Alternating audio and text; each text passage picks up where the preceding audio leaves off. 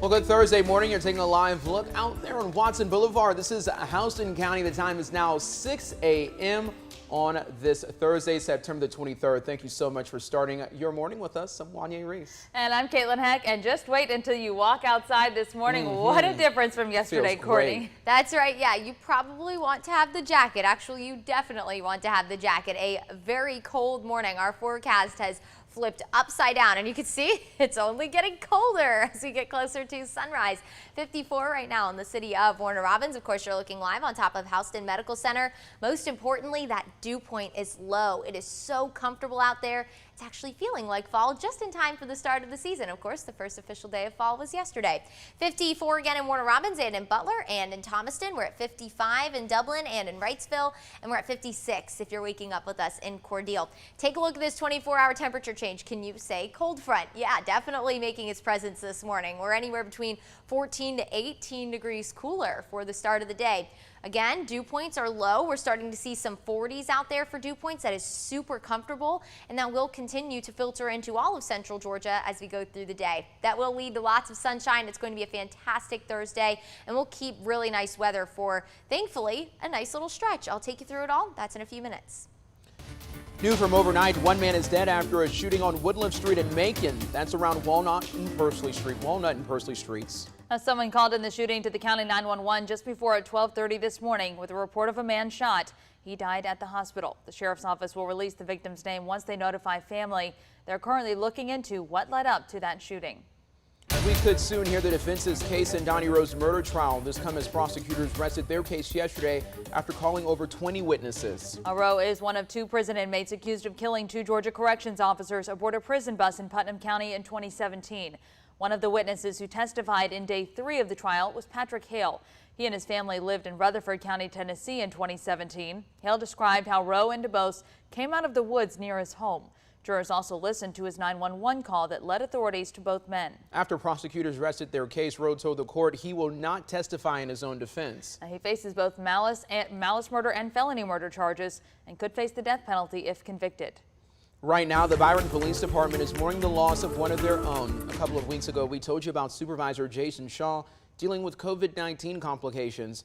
The 911 center says he went to the hospital in mid-August and had been on a ventilator. Yesterday, Byron Police posted this message on Facebook saying that they're saddened at the loss of Shaw. They say he was not only a great dispatcher, but he was a great family man that will be missed. Our condolences go out to his family. Today, the memory of a Macon-Bibb County fire investigator will live on. The department says Georgia Arson Control will present the Fire Investigation Division with an equipment grant in memory of Ben Gleaton. Now, he was the department's head arson investigator. He died in April from injuries he got weeks earlier in a motorcycle crash. The grant presentation will happen at the headquarters fire station. That's on Oglethorpe Street at 2 this afternoon. Well, today the Bibb Sheriff's Office will officially open their Outreach and Restorative Justice Center that will house all the community relations programs for the Sheriff's Office. Opening ceremony starts at 10 this morning at their spot on Hazel Street, which used to be home to the Macon Rescue Mission. And today you can learn more about how Macon-Bibb County plans to crack down on people illegally dumping scrap tires. Today the County Commission will hold a public education session explaining a new ordinance the mayor signed into law in June. They held one on Monday as well. The county says today's will happen at 1 this afternoon at the Government Center.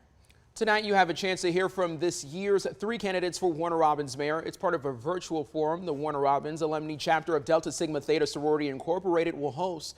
You'll hear from incumbent Mayor Randy Toms and challenger Stephen Boyer and LaRonda Patrick. They'll speak about their platforms and where they stand on the issues. It starts at 7 this evening, and you can watch it on the Sororities Chapter Facebook page or YouTube. I do have the pleasure of moderating this event. Warner Robins, they will elect a mayor in November, and early voting, it gets underway on October the 12th.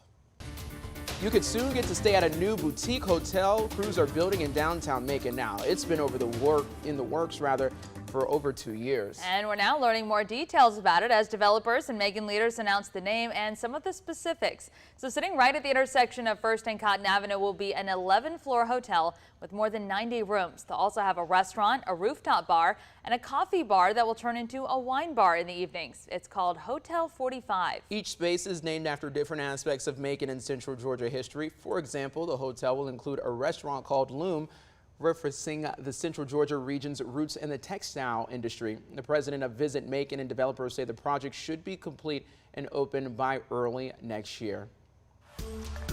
In education news, this year, it's been a tough one for the Dublin City School District after dealing with the loss of Jeroy Stuckey and his wife, Alicia. Now, Stuckey was the principal at Dublin High School. His wife was the cosmetology instructor at the College and Career Academy. In July, the Career Academy brought in a new instructor. She says coming into this position has been an adjustment for her and the kids, but they've been moving forward and learning. Our morning reporter Taylor Hicks, she joins us live in the studio. So Taylor, you got to actually sit in on their class and see the students in action. So go ahead and break down for us what you saw.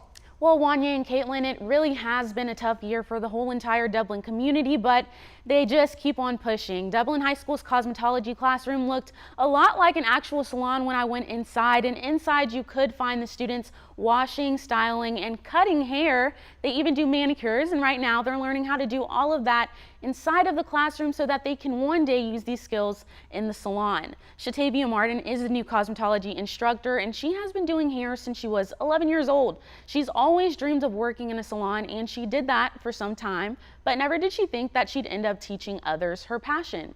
She says that she's glad she took this position and that it's her time to now teach others how far cosmetology can take them. During COVID, jobs have become rare and hard to find. And even if you are just a teenager, you can kind of do hair on the side to try to help you and your family make extra money. Martin says that the class is currently planning field trips to the salon so they can see what it's like to actually work in one. And they also have a community service day coming up so that they can practice what they've been learning on real people. Wanya and Caitlin, back to you. All right, thank you, Taylor. Glad they're getting such great experiences. Coming up at 6:30, you'll hear from some of those awesome students Miss Martin was talking about. All right, well, the time is now 6:07 a.m. and it's nice to see that they're still remembering, that Stuckey legacy. It runs so deep down there in Dublin and the Lawrence County community, and I'm sure they are looking down on Lawrence County right now, proud of everything that's taking place. Oh, absolutely. No doubt you know that they are. That's right. Yeah, they have done wonderful things, and I'm excited to see the full story because then we're really going to get a sneak peek into that. Going to be really cool. Those cosmetology programs, they're really fantastic, and I'm sure that Dublin is no exception to that. So really looking forward to it. Of course, looking forward to some beautiful weather that's on the way. This is a Thursday morning mood right here. Look at these dogs. I love when dogs lay like that. Colby does it all the time, and it's so distracting. It just makes me laugh. It's so fun. This is Sam and Bessie. I'm sure they are best buds. I don't know who's the one that's on the couch, but you know that's probably the one that's like, this is my couch. You are not allowed on it. This is from Kristen Etheridge Campbell, and today is going to be nothing short of a spectacular day to head outside and get some exercise with you and the dogs. The morning, though, you definitely don't want to leave without the jacket. This morning, I looked at Colby. I said, do you need your sweater this morning, bud? Yes, Colby has a sweater. Is anyone surprised? Probably not. All right, of course, the cooler air is thanks to our cold front that is now pushing off the Atlantic coast, bringing plenty of rain to parts of the Northeast and also parts of the Carolinas and Virginia. Thankfully, we are done with the rain. Quite honestly, we don't need any more rain, everyone. And today, we're going to have nothing but sunshine thanks to this area of high pressure filtering in behind our front. But what that's also going to do for us is offer us a little bit of a breeze. What creates wind are pressure differences. So now that high pressure is filtering in behind that low pressure system that had that trailing cold front, we're going to be a little bit on the breezy side. For the morning, just nice and quiet. There is a little bit of a breeze going on for the start of the day. I'll show you those numbers in just a second, but we'll really start to pick up our wind as we head into the daytime today when everything starts mixing up with that sunshine. 54 in Warner Robins, 55 in Wrightsville, and in Dublin, we're at 54 in Thomaston, and 55 in Monticello. Much colder morning now that wind is coming out of the north. We talk about that a lot. Wind direction very important to our forecast. And of course, to our north is nothing but a landmass. So we're not pulling all that moisture from the oceans into our forecast. Nice and dry and fall-like morning for you. Here's a look at those wind speeds, anywhere between 5 to 8 miles per hour. Where you're seeing these yellow colors, we just don't have data points there. We could have wind speeds upwards of 10 miles per hour for the start of the day, and that's what we'll be looking at as we head through the day. 5 to 10 mile per hour winds with gusts as high as 15, maybe an isolated gust upwards of 20 through the afternoon. Most importantly, it's going to be bone dry, super comfortable, nothing short of a fall-like afternoon. Just in time, of course, for that season to start. So 40s for dew points today and tomorrow, and then we'll creep into the 50s as we head into the weekend, but still very comfortable. And notice, that's lasting all the way until next Wednesday. We could start to creep closer to 60 dew point wise by next Wednesday, but we are not heading into any kind of super sticky atmosphere anytime soon. As we go through the day today, low to mid 70s, enjoy it. It's going to be a beautiful afternoon. As we head through the overnight, another very cold morning on the way. So low 50s, have that jacket for tomorrow morning as you head out to work and to the bus stop. And for tomorrow afternoon, we'll start a bit of a warming trend, upper 70s, but still lots of sunshine. It will be beautiful for all the Friday night football games. 5 p.m. for Tailgate 13, mid 70s. We are going to cool quickly. The sun's going to set at 7:30 tomorrow. And so by the time the games end, temperatures will be in the low 60s. Do not grab the jacket as you go to those football games tomorrow night. You'll need it by the end of them. Lots of sunshine to go around all 7 day long. 70s to round out the work week. We're back in the 80s by Saturday. Could be back in the upper 80s by Wednesday of next week.